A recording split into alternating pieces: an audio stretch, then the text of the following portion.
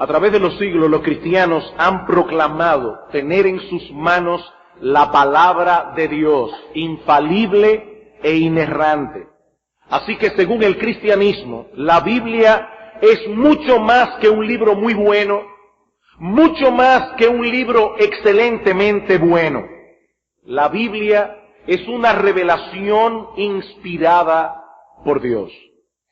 Permítame explicar brevemente estos dos términos. La Biblia es una revelación, la Biblia es inspirada. La palabra revelación significa desvelar algo que estaba velado. Cuando nosotros decimos que Dios se ha revelado al hombre, lo que estamos diciendo es que Él nos ha impartido conocimiento acerca de sí mismo, acerca de la verdad. Y eso básicamente de dos maneras. En primer lugar, a través de la naturaleza creada. Tanto la existencia como la presencia de Dios en el mundo es algo que puede ser deducido a través de las cosas creadas. En el Salmo 19:1 dice el salmista que los cielos cuentan la gloria de Dios y que el firmamento anuncia la obra de sus manos. Y en Romanos capítulo 1 versículo 20 Pablo nos dice que las cosas invisibles de Dios, su eterno poder, su deidad, se hacen claramente visibles desde la creación del mundo, siendo entendidas por medio de las cosas hechas. Ahí está la naturaleza frente a nuestros ojos, dándonos un mensaje muy contundente que ningún ser humano puede evadir. Pero ese conocimiento no es suficiente para que nosotros podamos conocer a Dios, para que podamos conocer nuestro propósito y nuestro lugar en el mundo. Necesitamos una revelación más completa. Y eso es lo que Dios nos ha dado en su libro inspirado, la Biblia. Hablando de la necesidad de esa revelación escrita, John Gerstner pregunta, ¿nos permitirá Dios saber que existe solo para ocultar de nosotros todo conocimiento de cómo existe y de cuáles son sus propósitos eternos? ¿Se iba a revelar Dios en la creación para que nosotros sepamos que Él existe solo para dejarnos así? Buscad y hallaréis, parece estar escrito en grandes palabras sobre este universo, dice Gerstner. Ese universo que está ahí demanda una explicación. Nos reta a buscar una explicación. Sigue diciendo él, nos pondría Dios a la búsqueda para que al final no encontremos nada. ¿Jugaría Él a un juego tan cruel? A lo que los creyentes respondemos, por supuesto que no. El Dios que hizo el mundo y nos colocó a nosotros en él, no juega esa clase de juego con sus criaturas. Él se ha revelado en la creación, pero también se ha revelado en un libro inspirado, la Biblia. Pablo dice en 2 Timoteo capítulo 3 versículo 16 que toda la escritura es inspirada por Dios. Ahora, cuando nosotros decimos que la Biblia es inspirada, nos referimos al hecho de que Dios obró sobre aquellos que pusieron por escrito la verdad revelada para que ellos la transmitieran infaliblemente. Dios guió a los autores sagrados de tal manera que lo que ellos escribieron en este libro que se llama la Biblia no es otra cosa que su palabra infalible e inerrante. Y lo que vamos a hacer en esta mañana es presentar algunos argumentos que prueban esa aseveración. Pero antes hay algo que yo deseo aclarar y quiero por favor que las personas que están en medio nuestro, que profesan ser incrédulas, las personas que están en medio nuestro, que no profesan ser creyentes, no se ofendan con lo que voy a decir ahora. Lo voy a decir con todo respeto. Al presentar estos argumentos, yo no lo hago con la esperanza de que mi proceso de argumentación en sí mismo tenga el poder de convertir a un incrédulo en un creyente. Yo no tengo esa esperanza. Si una persona está decidida a no creer, no importa qué tan poderosos puedan ser los argumentos, no creerá. Hay un dicho popular que dice muy sabiamente, no hay peor ciego que el que no quiere ver. No hay peor ciego que el que no quiere ver. Y algunas personas definitivamente prefieren el engaño antes que colocarse a sí mismos bajo el reflector de la verdad. Le huyen a la verdad como el diablo a la cruz. Le tienen miedo a la verdad. Por eso es que una de las cosas que hace una persona que comienza a alejarse de Dios es no ponerle la mano a este libro. Le tienen miedo, temor, pavor. El impío no quiere, no desea colocarse a sí mismo bajo el reflector de la verdad, porque la verdad los acusa, la verdad inquieta sus conciencias. El Señor Jesucristo dice en Juan capítulo 3, versículo 19, y esta es la condenación, que la luz vino al mundo, pero los hombres amaron más las tinieblas que la luz, porque sus obras eran malas. Y es interesante que el Señor se haya comparado a sí mismo con la luz, porque una de las características de la luz es que es autoevidente. Es autoevidente. Una persona en una habitación iluminada no necesita que le presenten pruebas para saber que allí hay luz. La luz se evidencia sola. El problema, dice el Señor, es que los hombres amaron más las tinieblas que la luz, porque la luz pone sus obras en evidencia. El hombre que no desea ser convencido resistirá cualquier argumentación, no importa qué tan fuerte sea. Pastor, ¿y entonces para qué usted está aquí? En esta mañana. Bueno, primero para fortalecer la fe de los que creen. Primero para fortalecer la fe de los que creen. Y esa ha sido mi oración en estos días. Aquí hay muchos nuevos creyentes. Señor, confírmalos en su fe. Pero en segundo lugar, yo voy a predicar en esta mañana no porque confíe en mis argumentos. Yo voy a predicar en esta mañana el tema que voy a predicar porque yo confío en el Espíritu Santo. Y el Espíritu Santo ha prometido usar su palabra predicada para abrir el entendimiento de algunos, hacerle ver su rebelión y su pecado y traerlos cautivos a los pies de Cristo en arrepentimiento y fe. El Espíritu Santo ha prometido hacer eso. Lo hizo en mi vida. Lo hizo en mi vida. Cuando yo me convertí al Señor, a mí nadie me presentó argumentos para convencerme de que la Biblia era la palabra de Dios. Yo me convencí sin argumentos. Estos argumentos los conocí después. No, yo confío en el Espíritu Santo. Y es confiado en el Espíritu Santo que yo voy a presentar mi caso en esta mañana. Esperando en el Señor que estos argumentos no vengan en palabras solamente, sino también en poder, como sucedió con Pablo en 1 Tesalónica capítulo 1, versículo 5. ¿Por qué los cristianos creemos que la Biblia es la palabra de Dios? Bueno, en primer lugar, porque la Biblia lo dice. ¿Cómo? ¿Por qué usted cree que la Biblia es la palabra de Dios? Bueno, en primer lugar, porque la Biblia lo dice. Yo sé, mi amigo, que ese argumento para ti no es suficiente. Y entiendo de verdad por qué. El que un libro diga ser inspirado por Dios no es una prueba infalible de que lo sea. Pero sí sería una prueba contundente en su contra el que no lo diga. Voy a repetir esto. El que un libro diga ser la palabra de Dios no confirma ser la palabra de Dios, evidentemente. Pero sí sería un contundente argumento en contra de la Biblia el que ella no diga ser la palabra de Dios. Lo menos que nosotros podemos esperar de un libro divinamente inspirado es que afirme tener a Dios por su autor. Y en este caso en particular es absolutamente necesario. Porque si la Biblia es la palabra de Dios, entonces no puede haber un tribunal más alto al que podamos apelar para saber si ella es lo que dice ser. La Biblia es el más alto tribunal. Si fuese necesario apelar a otro libro que confirme la Biblia, entonces ese otro libro tendría más autoridad que la Biblia misma.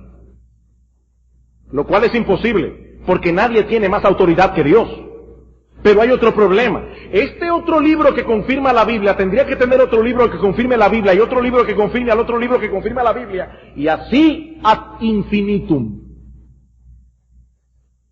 Si la Biblia es la palabra de Dios, ella debe ser la máxima autoridad para comprobar cualquier cosa, incluyendo su propia inspiración. ¿Y qué dice la Biblia de sí misma? Que ella es, y sólo ella es, la revelación inspirada de Dios, infalible e inerrante. En el Antiguo Testamento encontramos cerca de 4.000 referencias directas a la inspiración divina de sus escritos. Unas 4.000 referencias directas. Por ejemplo, por solo citar unos pocos textos, en Éxodo capítulo 24, versículo 4, dice, y Moisés escribió todas las palabras de Jehová. ¿Qué escribió Moisés? Las palabras de Jehová.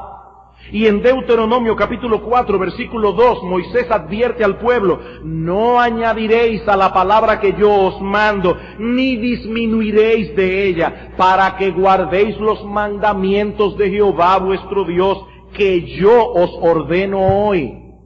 Los autores del Antiguo Testamento no dudaron en afirmar que ese conjunto de libros contenidos en esa división de la Biblia no era otra cosa que la palabra de Dios mismo.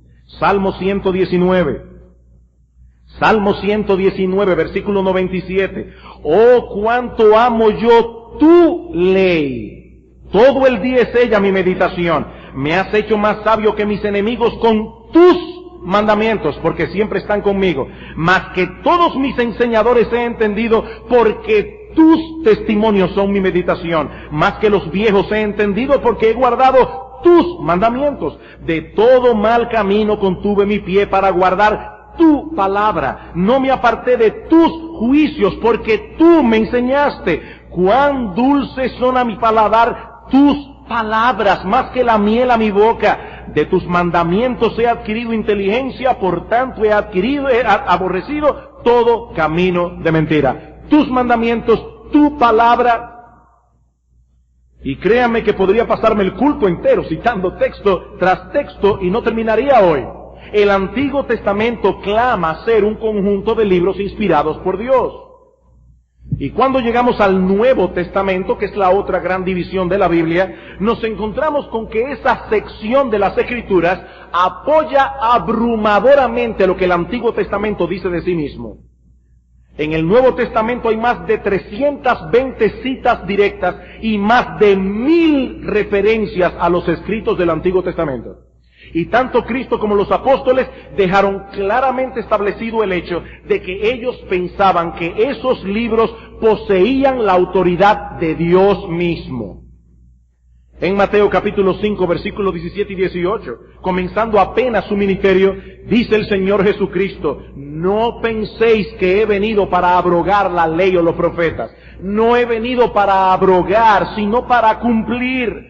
Porque de cierto os digo que hasta que pasen el cielo y la tierra, ni una jota, ni una tilde pasará de la ley hasta que todo se haya cumplido. A través de su ministerio de enseñanza, el Señor Jesucristo no solo citó directamente las Escrituras del Antiguo Testamento, sino que también hizo un amplio uso de la historia bíblica para ilustrar sus enseñanzas. Habló del relato de la creación, no como un mito, sino como el hecho histórico de cómo el mundo vino a la existencia. Habló de la muerte de Abel, habló del diluvio en los días de Noé, habló de la mujer de Lot, habló de la destrucción de Sodoma y Gomorra, habló de los milagros de Elías, habló del episodio de Jonás. Si Cristo era quien Él decía ser, el Dios encarnado, entonces no tenemos más opción que aceptar el Antiguo Testamento como la palabra inspirada de Dios. Y lo mismo vemos en el resto del Nuevo Testamento. Como vimos en la introducción, Pablo en 2 Timoteo capítulo 3 versículo 16 declara que toda la Escritura es inspirada por Dios. Y el apóstol Pedro en 2 de Pedro capítulo 1 versículo 20 dice que ninguna profecía de la Escritura es de interpretación privada. Y esa palabra interpretación significa literalmente decisión, decisión. Lo que él está diciendo es que ninguna profecía de la Biblia fue producida por la decisión propia de sus autores. Y él lo sigue explicando, dice, porque nunca la profecía fue traída por voluntad humana, nunca, sino que los santos hombres de Dios hablaron siendo inspirados por el Espíritu Santo. Así que el Nuevo Testamento confirma la inspiración del Antiguo. Pero no solo eso, vemos también en el Nuevo Testamento que el Señor Jesucristo atribuyó a sus propias palabras el mismo carácter divino de las Escrituras del Antiguo Testamento. En otras palabras, lo que estoy diciendo es que Cristo estaba seguro de que lo que él hablaba era palabra de Dios, igual que la del Antiguo Testamento. Por ejemplo, en Mateo capítulo 24, versículo 35, dice el Señor, el cielo y la tierra pasarán, mis palabras nunca pasarán. Y en Juan capítulo 5, versículo 24 dijo que su palabra sus palabras son las que dan vida eterna a los que las reciben.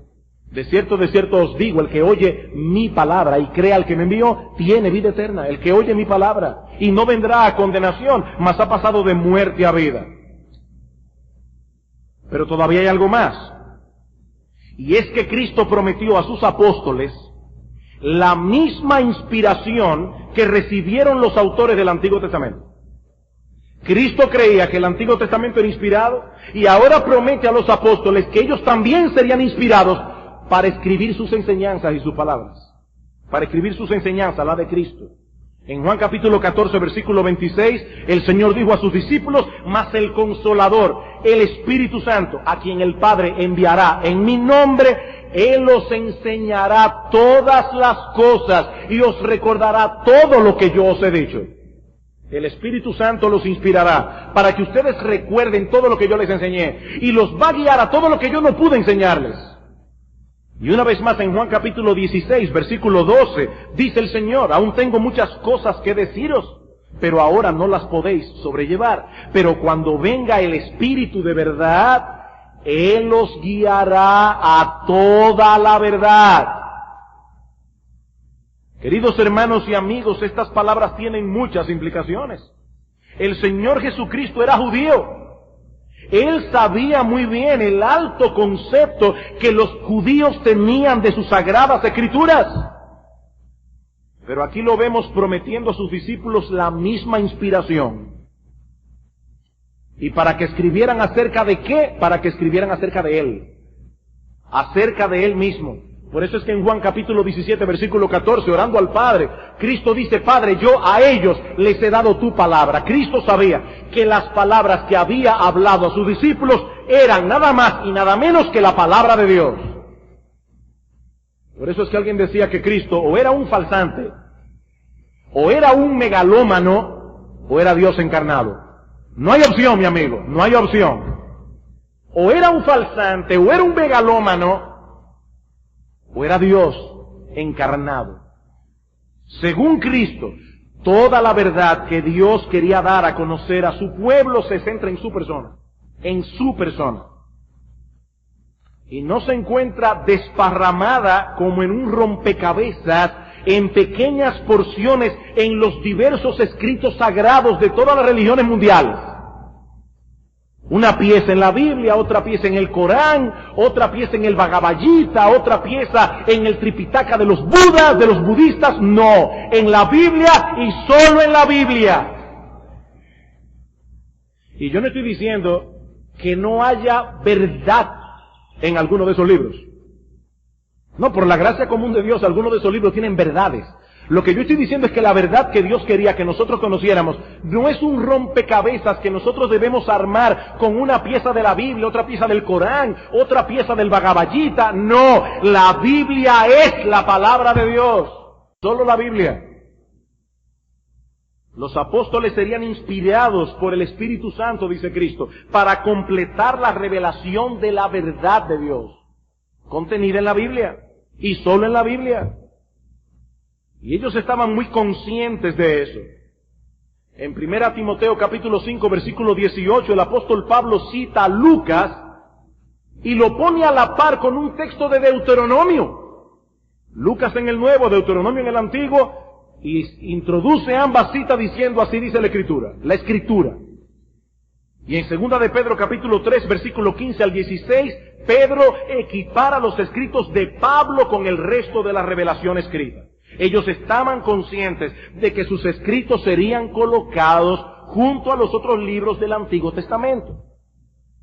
Y que esa colección que tenemos hoy en nuestras manos, tal como ellos supusieron, esta colección completa sería considerada como la palabra de Dios, viva y eficaz, como dice en Hebreos capítulo 4, versículo 12. Así que la Biblia dice de sí misma que ella es la única revelación que Dios ha dejado en el mundo para que los hombres adquieran un conocimiento de la verdad. Y esto es algo que hace de la Biblia un libro muy singular, muy singular. Aunque existen muchas religiones en el mundo y muchas de ellas tienen escritos sagrados, es importante saber, mis amados hermanos y mis amigos que están aquí, que la función de esos libros en esas religiones es muy diferente a la función de la Biblia en el cristianismo. Muy diferente.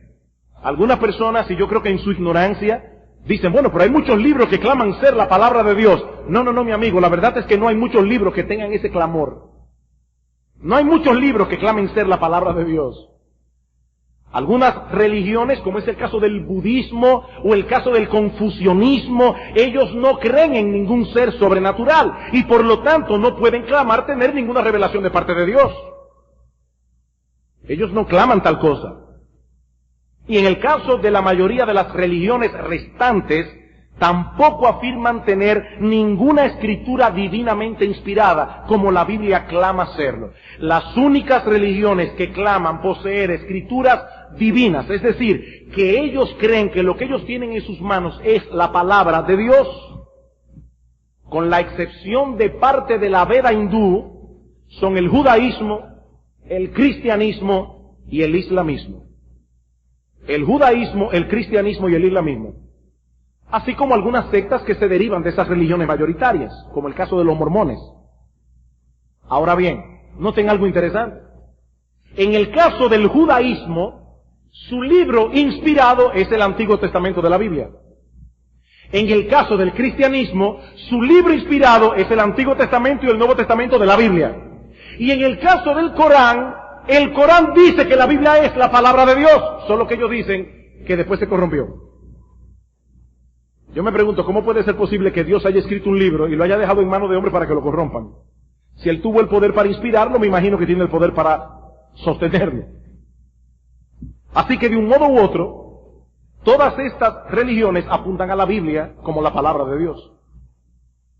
No hay duda de que en este aspecto, la Biblia es un libro sumamente peculiar, que no tiene comparación con ningún otro libro de la literatura universal. No tiene comparación.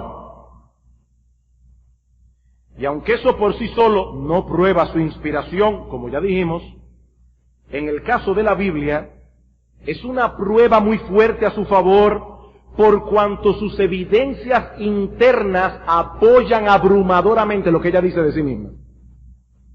O sea, aquí tenemos un libro que dice ser la palabra de Dios y que tiene pruebas internas demasiado poderosas de que ella es realmente la palabra de Dios. Como decía en un sermón anterior, así como Dios ha dejado sus huellas dactilares plasmadas en toda la creación para que no haya dudas al respecto, así también Él dejó sus huellas dactilares plasmadas en toda la Biblia. Y lo que yo quiero hacer en el resto del tiempo que me queda es observar algunas de esas huellas dactilares. Nosotros creemos que la Biblia es la palabra de Dios. En primer lugar, porque ella dice ser la palabra de Dios. Pero lo creemos también en segundo lugar por sus profecías cumplidas. Por sus profecías cumplidas. Esto es algo que también diferencia a la Biblia de todos los otros libros que claman ser inspirados. Ni los Vedas, ni el Corán, ni el libro del Mormón poseen ninguna profecía predictiva. Es muy fácil tú decir, yo soy inspirado por Dios. Lo difícil es probarlo. Y yo estoy diciendo que ni los Vedas, ni el Corán, ni el libro del Mormón poseen ninguna profecía predictiva. Ahora, el 30% del contenido de la Biblia es profecías. El 30% del contenido de la Biblia es profecías. Cientos de profecías que se han cumplido al pie de la letra, en detalles. No como las de Nostradamus, que se pueden aplicar a varios hechos de la historia. Yo estoy hablando de cientos y cientos de profecías cumplidas en detalle al pie de la letra. Las únicas profecías de la Biblia que no se han cumplido son las que tienen que ver con la segunda venida del Señor y sus eventos relacionados. Eso no ha sucedido todavía. Ahora, créeme, mi amigo, créemelo.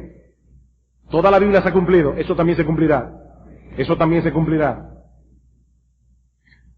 Ese fue uno de los estándares que el mismo Dios estableció en el Antiguo Testamento para que su pueblo reconociera cuáles de sus profetas hablaban de su parte y cuáles no. En Deuteronomio 18, por ejemplo, Dios promete a su pueblo que les enviaría profetas que hablarían en su nombre, pero también les advierte que tengan cuidado con los falsos profetas. Y es en ese contexto que dice el Señor en el versículo 21 de Deuteronomio 18, y si dijeres en tu corazón, ¿cómo conoceremos la palabra que Jehová no ha hablado? O sea, ¿cómo podemos identificar a los falsos profetas? Dice el Señor, si el profeta hablara en nombre de Jehová y no se cumpliere lo que dijo, ni aconteciere, es palabra que Jehová no ha hablado. Con presunción la habló el tal profeta, no tengas temor de él. Es un profeta falso. Una de las cosas que hace Dios constantemente en el libro de Isaías, sobre todo, es retar a los ídolos de las naciones. ¿Y qué le dice Dios? Vengan y declaren el futuro para que creamos en ustedes.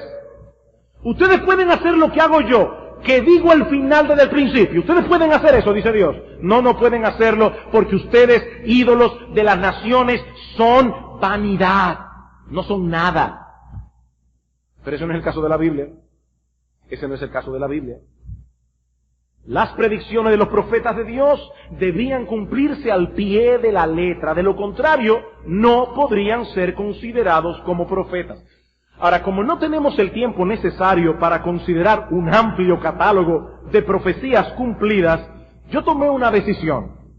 Y es limitarme a citar únicamente unas cuantas profecías que tienen que ver con la obra y la persona del Mesías, nuestro Señor Jesucristo. Y escojo este tema en particular por dos razones básicas. En primer lugar, porque el mismo Cristo dijo que Él era el tema central de la profecía del Antiguo Testamento. Y en eso definitivamente Cristo es muy diferente a Buda, a Mahoma, a Confucio, a Lao Tse. Ningún otro líder religioso, ninguno en la historia, y yo aquí públicamente reto a cualquiera que me demuestre que yo estoy equivocado en lo que estoy diciendo.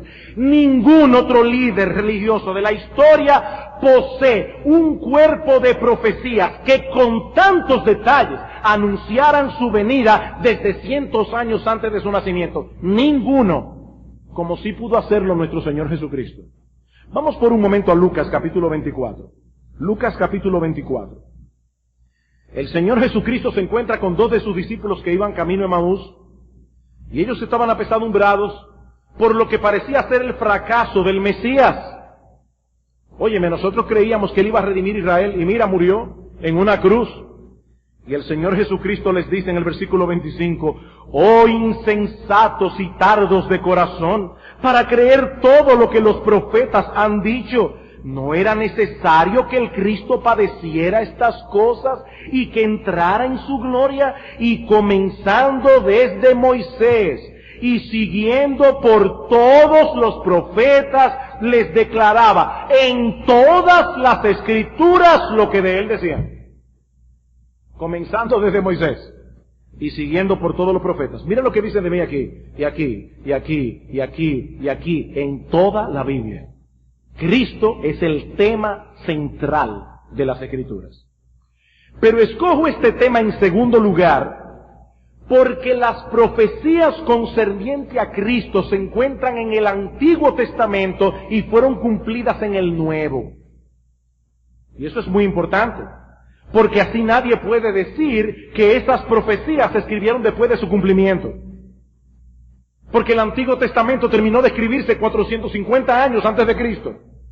Así que ese argumento es inválido, completamente. Y por otro lado, nadie puede decir que Cristo se empeñó en cumplir tales profecías para validar sus pretensiones mesiánicas, porque muchas de ellas estaban fuera de su alcance como hombre. Ni que Él se hubiese propuesto, la hubiese podido cumplir, a menos que Él no fuera quien Él decía ser. El Mesías prometido en el Antiguo Testamento, el Dios encarnado. He aquí unas cuantas predicciones que encontramos en el Antiguo Testamento y que se cumplieron al detalle en la persona del Señor.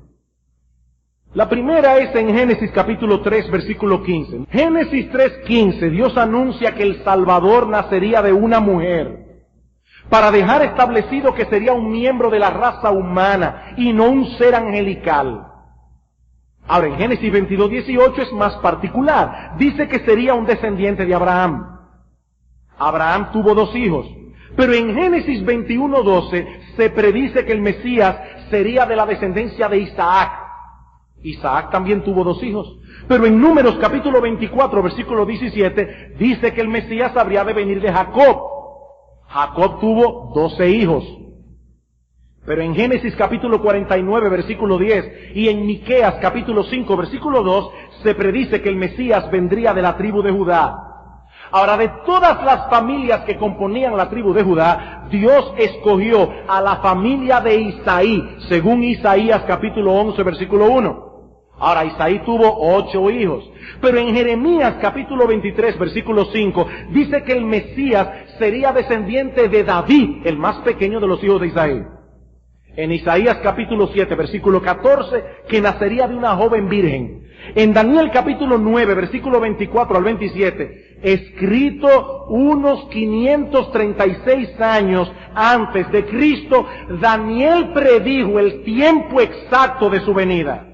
En Miqueas capítulo 5, versículo 2, que nacería en Belén. En Salmo 72, versículo 10, se predijo que en su nacimiento personas importantes del oriente le traerían regalos, lo que se cumplió con la visita de los magos. En Jeremías capítulo 31, versículo 15, se predijo que conectado con su nacimiento habría una matanza de niños, profecías que se cumplió con la matanza de Herodes.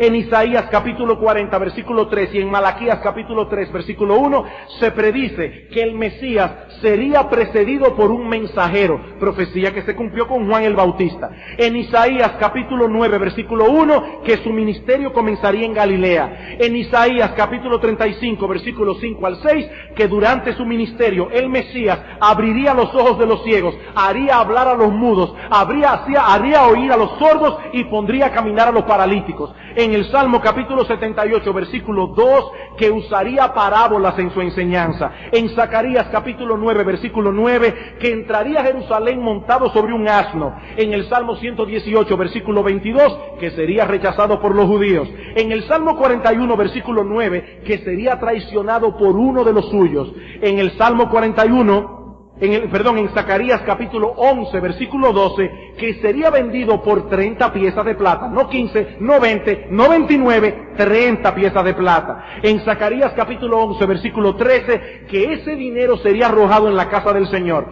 En Zacarías capítulo 13, versículo 7, que sería abandonado por todos sus amigos. En el Salmo 35, versículo 11, que sería acusado por falsos testigos.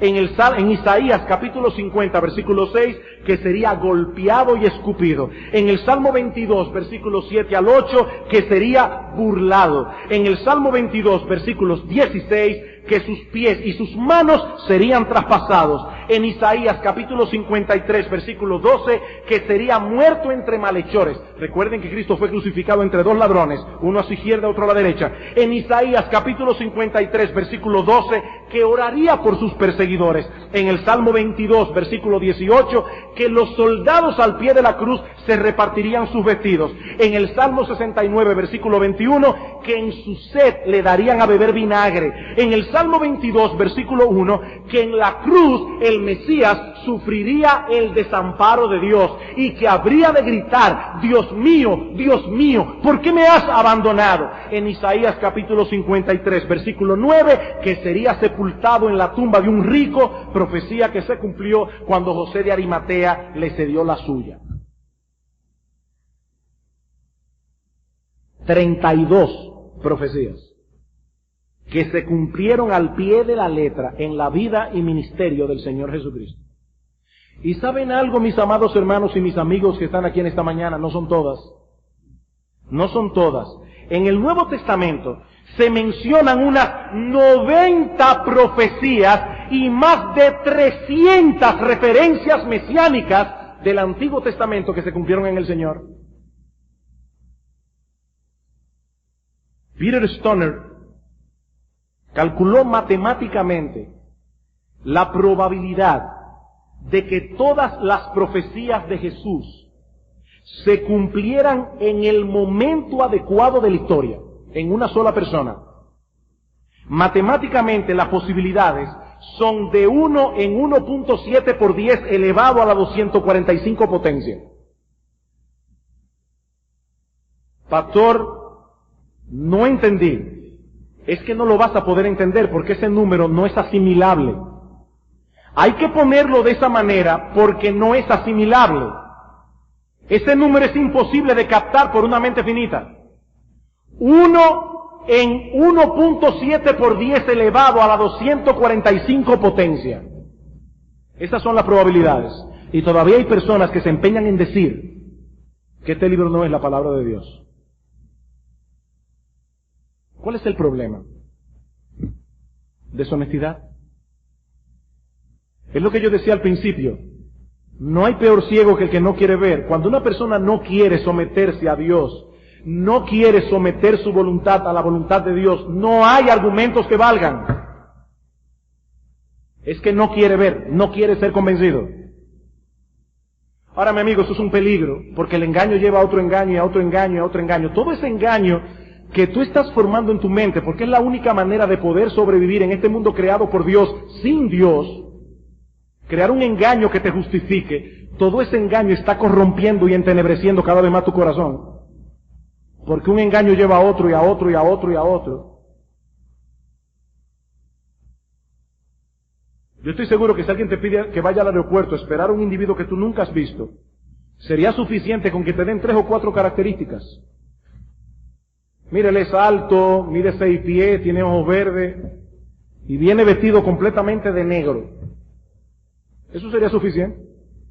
Alto, 6 pies, ojos verdes, rubio, vestido de negro. Está bien, no me diga más nada, cuando yo lo vea me daré cuenta. Pero en el Antiguo Testamento Dios reveló de antemano, no una, no dos, no 3, un montón de características acerca de nuestro bendito Señor. Para que no haya problema alguno con su identificación. Por eso es que el mismo Cristo acusó de hipócritas a los judíos de su tiempo. Lucas capítulo 12. Lucas capítulo 12. Cuando yo digo que el incrédulo es un deshonesto, no lo digo yo, lo dice la Biblia en un montón de partes. Lo dice el mismo Señor. Es una deshonestidad.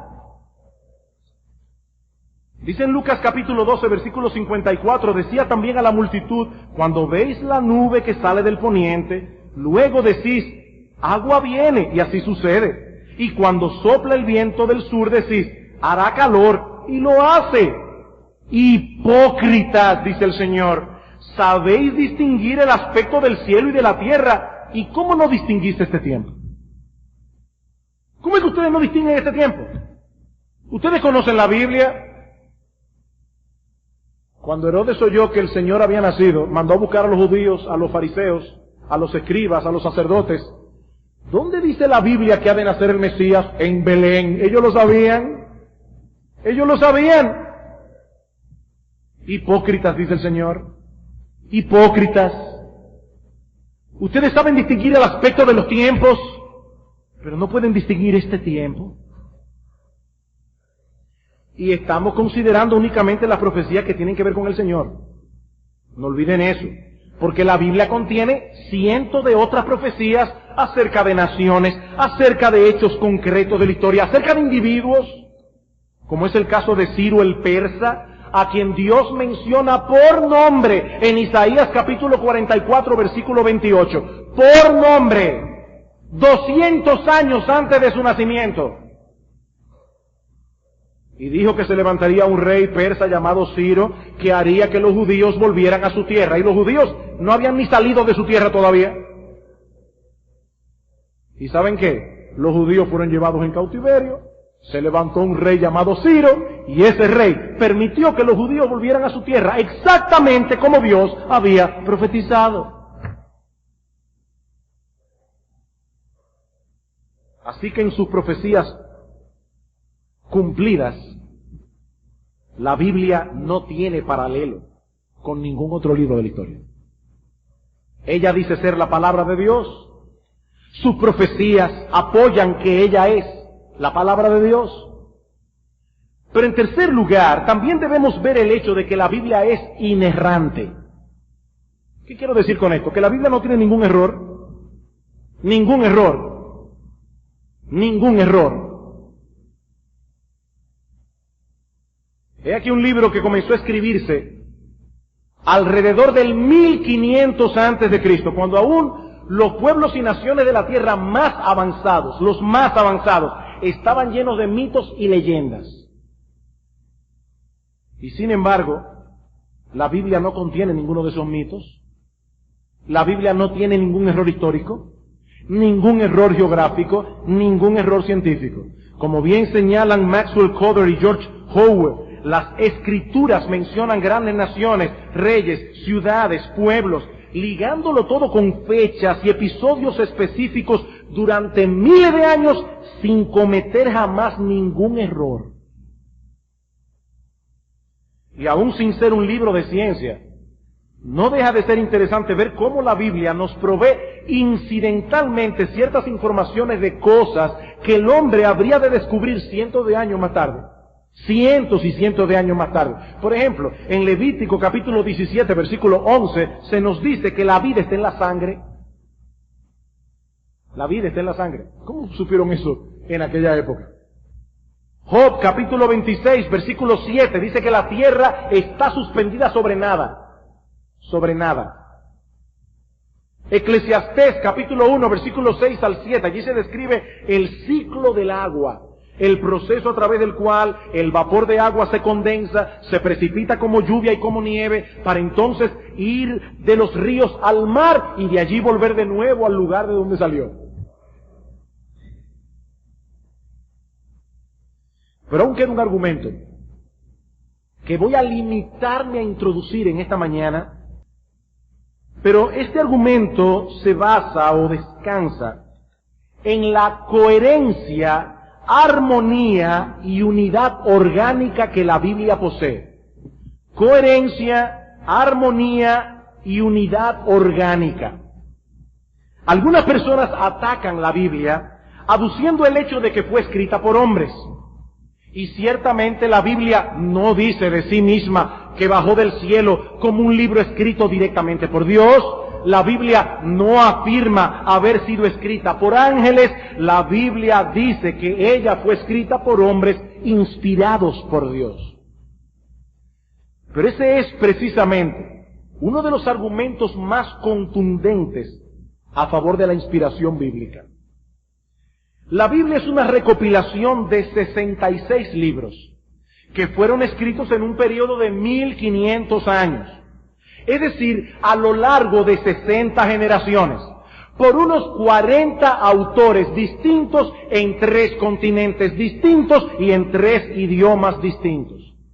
Para complicarlo un poco más, sus autores no solo estaban separados unos de otros, en algunos casos por cientos de años de distancia, sino también por contextos culturales y vocacionales muy diferentes. Entre los autores de la Biblia encontramos reyes, pescadores, poetas, hombres de estado, soldados, sacerdotes, maestros, un médico, un pastor de ovejas, por solo citar algunos. Pero para complicarlo todavía un poco más, La Biblia incluye en su contenido centenares de temas considerados por la mayoría de las personas como controversiales. Ustedes han oído ese dicho de no se debe hablar ni de política ni de religión. ¿Por qué la gente dice eso? Porque saben que son temas controversiales. Sin embargo, la Biblia no solo manifiesta una extraordinaria coherencia y armonía de principio a fin, sino también una perfecta unidad orgánica. ¿Qué es eso de unidad orgánica que usted lo dice tan sazonado? Cuando hablamos de unidad orgánica, nos referimos a ese tipo de unidad donde cada parte es necesaria para explicar y completar el todo. Por ejemplo, el cuerpo humano tiene una unidad orgánica, por eso es que los médicos, cuando van a estudiar medicina y dicen, yo voy a ser otorrinolaringólogo. Solamente el que pueda pronunciar esa palabra ya merece estudiar otorrinolaringología. Pero ellos no estudian únicamente esta parte de aquí, porque el cuerpo humano está todo interconectado, es una unidad orgánica, cada parte explica el todo y completa el todo. Eso es algo que nosotros podemos ver también en la creación. En la creación. ¿Por qué nosotros le llamamos a la creación universo y no multiverso? Porque todas las cosas que pertenecen a la creación forman una unidad orgánica. Hay una unidad. Es obvio que lo hizo una sola persona. No fue por retazo que se hizo la creación. Lo hizo una sola persona. Hay una unidad, es un universo. Universo es una conexión entre palabra único y diverso. Único y diverso. ¿Es diverso el universo? Sí, pero es único también. Es único también. Hay unidad en el universo. Bueno, lo que yo estoy diciendo es que la misma coherencia, armonía y unidad orgánica que encontramos en el cuerpo humano, la misma coherencia, unidad y armonía que nosotros encontramos en la creación, la encontramos en la Biblia. La misma. Y eso resulta sencillamente imposible de explicar a menos que una persona, y aclaro que persona con P mayúscula, una persona divina, a menos que una persona haya supervisado sabiamente a esos 40 autores durante esos 1500 años, de modo que esos 66 libros constituyeran en realidad un solo libro, la Biblia, la palabra de Dios. ¿Cómo le llamamos a esto? La Biblia. No los libros, le llamamos la Biblia. ¿Saben por qué? Porque es un solo libro. Es un solo libro. En el sermón de esta tarde, nosotros vamos a ampliar esto un poco más. Ampliar esto un poco más. ¿Qué hemos visto hoy? Que la Biblia no solo dice de sí misma que ella es la única revelación inspirada que Dios ha dejado al hombre, sino que su contenido apoya abrumadoramente su aseveración. Por sus cientos de profecías cumplidas al pie de la letra, por su inerrancia, por su coherencia, armonía y unidad orgánica. Y aclaro, estos no son todos los argumentos que nosotros podríamos aducir a favor de la inspiración bíblica. Una de las dificultades que tuve para preparar este sermón era qué decir y qué no decir, porque yo tengo un tiempo limitado. Estos son los argumentos que yo pude decir en este tiempo. Mi amigo incrédulo que estás en medio nuestro, el Dios que hizo el cielo y la tierra y todas las cosas que en ellos hay, no está jugando con sus criaturas. Mi amigo incrédulo, el Dios que hizo el cielo y la tierra y todas las cosas que en ellos hay, no está jugando al escondite con sus criaturas. Él se ha revelado en la creación y se ha revelado en su palabra con una claridad tan evidente que dice Pablo que ha dejado a todo hombre sin excusa. Mi amigo, yo te reto a que conozcas este libro y a que lo conozcas muy bien. Algo que yo he encontrado a menudo en personas que dicen no creer la Biblia Es que no la conocen. No la conocen. Sus ataques no son el producto del conocimiento, sino de la ignorancia. Una ignorancia que ellos protegen celosamente. Como dice C.S. Lewis. C.S. Lewis decía que el joven ateo debe cuidar muy bien su ignorancia, porque la única manera de poder seguir siendo ateo es siendo ignorante. Dice, protejan su ignorancia, dice él a los jóvenes ateos, habiendo sido él un joven ateo. Ignorancia, una ignorancia que la persona asume voluntariamente, porque no quiere la verdad. No quiere la verdad. Personas que atacan la Biblia o no la conocen, o tienen un conocimiento muy superficial. De igual manera también me he encontrado a menudo que las personas que realmente escudriñan la Biblia y la estudian a profundidad son los que más confían en su inspiración. ¿Por qué será que mientras uno más lee la Biblia, más confía en ella? Porque la Biblia es la palabra de Dios. Alguien decía una vez que los seres humanos son los únicos seres que mientras más te acercas a ellos, más chiquitos los ves. Y la idea es que mientras más tú conoces a una persona, más te decepcionas de ella, porque todos tenemos debilidades y pecados. Yo tengo 28 años leyendo la Biblia. Yo estoy maravillado cada vez más de lo que este libro es. Este libro es la palabra de Dios. Mi amigo, no le tengas miedo a la verdad. No le tengas miedo, porque solo la verdad te hará libre. Solo la verdad te hará libre. Desechar las Escrituras es desechar la luz de Dios. Es condenarte a ti mismo a seguir sumido en la ignorancia de las cosas más importantes de tu existencia. De las cosas más importantes de tu existencia. Mi amigo, en amor te digo, atrévete a conocer este libro, atrévete. Por medio de él conocerás la verdad de Dios. La verdad acerca de Dios. La verdad acerca del mundo. La verdad acerca de ti mismo. Pero sobre todo, la verdad acerca de la gloriosa salvación que nuestro Señor Jesucristo llevó a cabo a través de su muerte y de su resurrección. Lee la Escritura y pídele a Dios que te abra el entendimiento. Pídeselo a Dios. Compartía con un grupo de estudiantes este viernes cómo la primera vez que yo fui a la iglesia, siendo un incrédulo total, el impacto que recibí fue tan grande por lo que oí, que solo me quedó llegar a casa, postrarme en mi cama y pedirle sinceramente a Dios, Señor, si tú existes, yo te quiero conocer. Eso fue todo. Recuerdo que decía en oración, Señor, yo no sé si tú me estás oyendo, porque yo no sé ni siquiera si tú existes. Señor, tal vez estoy aquí como un tonto hablándole a nadie.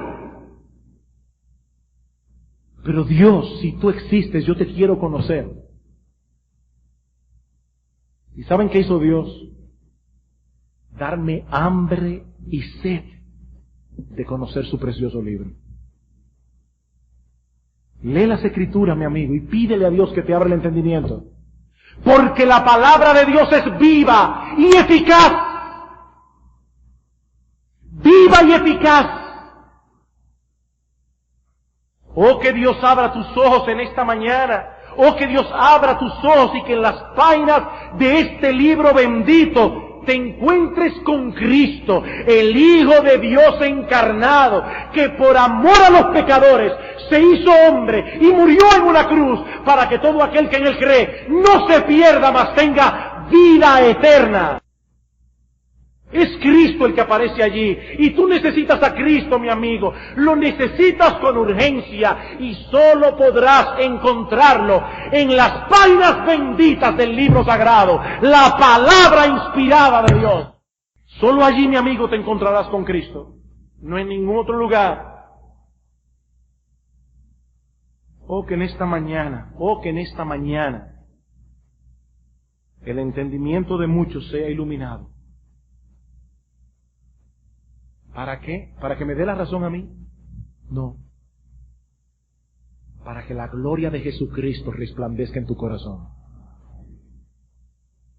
Si nuestro evangelio está encubierto, en los que se pierden está encubierto, en los cuales el Dios de este siglo ha enceguecido el corazón de los incrédulos, dice Pablo, para que no les resplandezca la luz de la gloria de Cristo, el cual es la imagen de Dios. Pero, dice el apóstol, el mismo Dios que dijo en el principio, sea la luz, es el que resplandeció en nuestros corazones para iluminación de la gloria de Dios en la faz de Jesucristo.